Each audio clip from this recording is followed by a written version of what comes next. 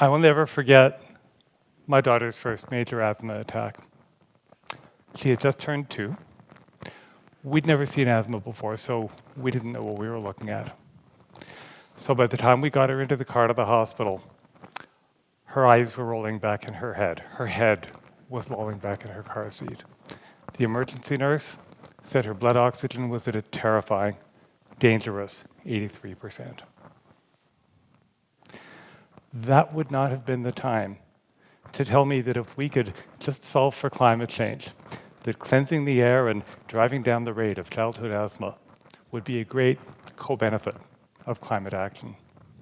In that moment, in my universe, the only X worth solving for was keeping my baby alive. Thankfully, the vast majority of people who don't have much time to think about climate in their day-to-day lives aren't usually in life and death situations. But connecting what they are thinking to actions that cut carbon might be our only path to the public buy-in that gets us out of the climate crisis. I attended my first meeting on climate change in March 1997. I walked in not knowing the difference between a changing climate and the hole in the ozone layer. I walked out knowing what I'd be doing for the rest of my life. Fast forward 25 years, and we know the climate scientists who addressed that meeting were right. The fossil fuel lobbyists telling us not to worry, dead wrong. Climate change is the challenge of our lifetimes, what the Second World War was to our ancestors. We can see it all around us. It's getting worse by the day, and I could take this time, taking you through the latest climate impact reports and leave you on the floor gasping, utterly convinced that there's nothing we can do as a civilization to avert catastrophe. But that would be wrong, because we do know how to solve the climate crisis. What we don't know is how to talk about it, so that people who aren't already inside the climate change bubble can see themselves in the picture, can see the practical, grounded, realistic solutions that make sense in their lives. There is no more important X to solve for in this lifetime. Talking about floods and wildfires, about rising seas and exotic disease is probably what you expected from one more talk about climate change. What if I were to tell you that the solutions to the climate crisis are within our grasp? That the last box to check, the last hurdle to clear, is political will. And that political will is all about the public demand, that's you and me, for the solutions we need. The urgency of that public buy-in goes back to the latest science reports. The ones that show carbon emissions speeding up rather than slowing down. With dire predictions for sea level rise, killer heat waves, devastating floods and drought, multi-breadbasket food shortages, massive species loss. And on 2 Fridays last month, millions of us took to the streets, many of you were there, in thousands of cities around the world, all of us calling for faster, deeper carbon cuts. But we still don't have the critical mass we need. That begins with changing the conversation, with listening to people rather than lecturing at them, and then discovering together how solving for climate change gets us all the things we already know we need and want in our lives faster and better. But the conversations don't always go the way we need them to. For so many years, when people found out what work I do, they would be so terribly polite. Oh, that's so interesting and important. And hey, how about that local sports team, eh? You get used to being the boring one at parties. My son used to call me the tragically unhip, okay? He might be right. But not so much in the last couple of years. Not since the flooding and tornadoes hitting Ottawa brought it home that climate change happens where we live. Now, the 2 most common questions I get, it's already too late, isn't it? And we're really done for, aren't we?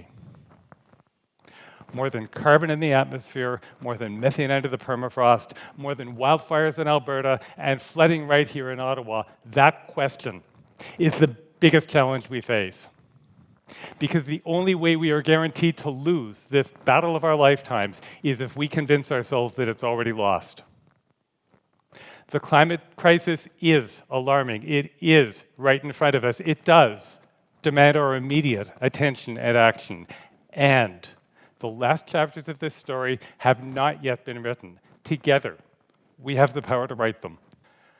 That begins with the changes we can make in our own lives, and then translating that personal commitment into an absolute expectation for action. Action by our governments, by our institutions, by our businesses. Actions that are real and not greenwashed. Actions that get at the part of our carbon footprint that we can't control in our own lives. A lot of that action plays out in our cities. And when you talk to city officials, some of them are loud and proud about measuring their greenhouse gas emissions and setting about to reduce them. But many of them will explain that they're accountable to communities that aren't too concerned about their emissions. And if the voters aren't thinking about climate change, the officials can't talk about it. However, they know no one who enjoys being stuck in gridlock traffic for 90 minutes each way, each day. No one who likes bad air days, and certainly not the emergency room visits they cause. They work for people who love their bike paths and nature trails and would love to have a grocery store at the corner instead of traipsing off to a supermarket in your internal combustion car for a carton of milk. The city officials taught me that those are all climate solution messages minus the dreaded C word. They've come up with common values and day-to-day actions that everyone can agree with, from the most avid environmentalist to the most notorious climate denier. And in doing that, they're proving something that we've been saying for years, that climate action is about opportunity and gain, not loss and pain. It gets better. Earlier this year, I had to talk to a hearing specialist who was transferring clinics in about 4 days to reduce her daily commute from 60 minutes down to 12. She and her husband weren't making that change to get at their tailpipe emissions. They knew a shorter commute was their only chance of ever getting to daycare in time to pick up their daughter. It gets better still. At a time in their lives when so many parents feel guilty that their kids are spending more time in daycare than they do at home, or at least it feels that way. At the only moment in the known history of the universe when that little girl was going to be 18 months old, her parents got an extra 48 minutes with her every day, 5 days a week. I wish I could tell you that that kind of personal and household change was enough to wrestle climate change to the ground. We know that's not true. Both the need and the opportunity are so much bigger than that. So here's a good place to start. I've learned from my friend and colleague and teacher, Ralph Torrey, that what if is one of the most powerful questions we can ask. It gives us a window on what just might be possible if we just tilt our assumptions 10 or 15 degrees, or maybe flip the conversation 180 degrees. Start out with what's in it for each of us and all of us in climate solutions. Get the hands-on experience so that people can see that those solutions work, that they make life better. And then build that knowledge and enthusiasm and hope into an irresistible call to action.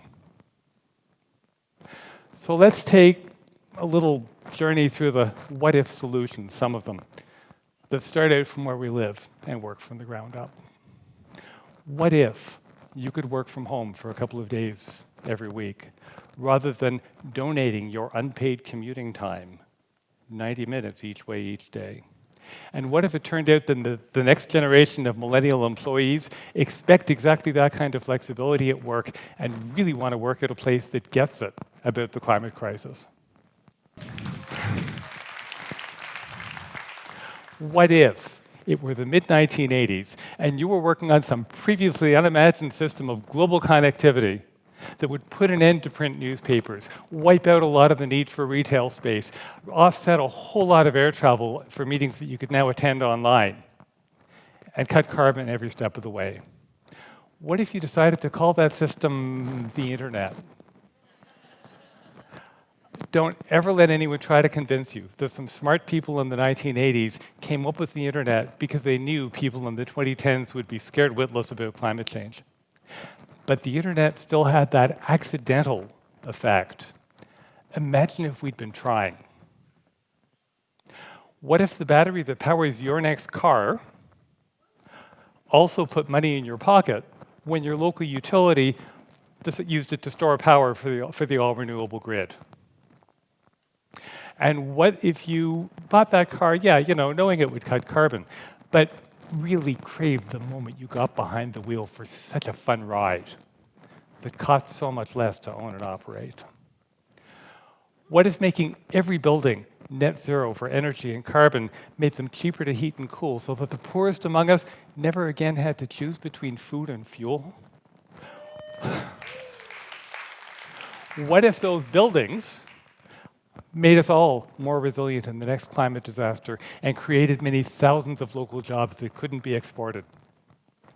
Who could blame you if you worked in the fossil industry and you were terrified that all this talk about climate action was going to steal away your job, until you realized that your employer was already trying to replace you with a robot, because they are, and if it turned out that that safe, secure, well-paid job that you're looking for, that you're entitled to, was in the clean energy industries?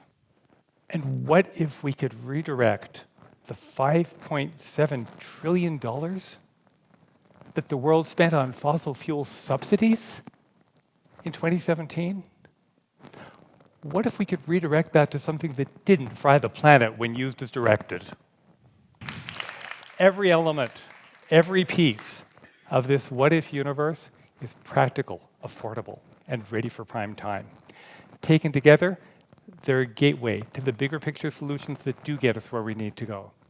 Things like massively increasing the energy efficiency of everything, decarbonizing fuels and electricity, rethinking our cities to have less sprawl, more transit, restoring our forests and bogs and farmlands to sequester more carbon, and finally, phasing out fossil fuels once and for all. Down this road lie millions of jobs that are already being created in the carbon-free economy, with many millions more to follow, tens of millions more to follow. It's about safer communities and cleaner water, about more transit and less congestion. It's about healthier soils with more profitable, productive farms. We can make all this happen, but until we all get out there and demand it, we get to watch the kind of self-congratulatory half measures at what was supposed to be the United Nations Climate Action Summit last month in New York, with politicians saying they really didn't know how to get to net zero when you've just heard a lot of the solutions they say they're looking for. You'd almost think some of them still had oil and gas lobbyists whispering in their ears, but nah, that couldn't be. That's why political will is the last box to check. That line, by the way, came from the Intergovernmental Panel on Climate Change, the United Nations agency that keeps issuing report after report, warning of the multiple imminent catastrophes we face. The IPCC is not telling us to give up. They want us all doubling down on climate solutions and climate action, which is why public demand is the last piece of this puzzle. Public demand, public confidence brings me back to the daily news. I mentioned the two most common questions I hear these days. Isn't it already too late? And we're really done for, aren't we? The answers to those questions could go either way. We still have time to get this right, and we're perfectly capable of getting it wrong. I don't remember anyone offering us any guarantees. I wish they had. But as the climate scientist Kate Marvel told the New York Times last year, by the way, yes, we have a climate scientist named Kate Marvel. How can we lose? And she's marvelous. And Kate Marvel told the Times, it's worth pointing out that there's no scientific support for imminent doom. Which is why each of us and all of us in this room, anyone watching this video afterwards, have to stand together and build that future brick by brick. So let's end this. Let's end this by imagining the future those bricks could build. It's July 1st, 2042, Canada's 175th birthday. You're sitting in a theater that emits no carbon and produces all its own energy. The world's a tougher place, with far too frequent climate disasters and way too many climate refugees on the move.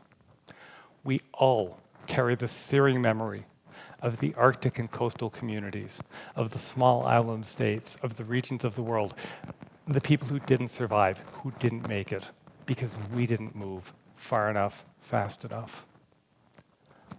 But we're finally beginning to solve for climate change. The countries of the world have come together around a basic common understanding that everyone gets through this, that no one else gets left behind.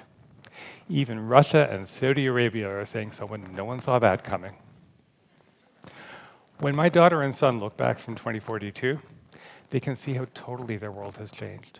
It is utterly committed to zero carbon energy and lifestyles, utterly dismissive of fossil industry propaganda. About half of their friends work in clean energy or in natural climate solutions like reforestation and carbon farming, or designing devices that everyone thinks are beautiful, not because they're slick and glitzy, but because they last decades rather than months and never see the inside of a landfill.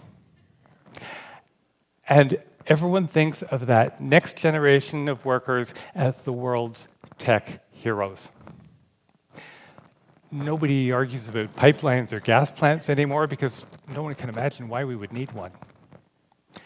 Everyone knows that we started to turn it around when we stopped arguing about the climate crisis and cooperating on climate solutions.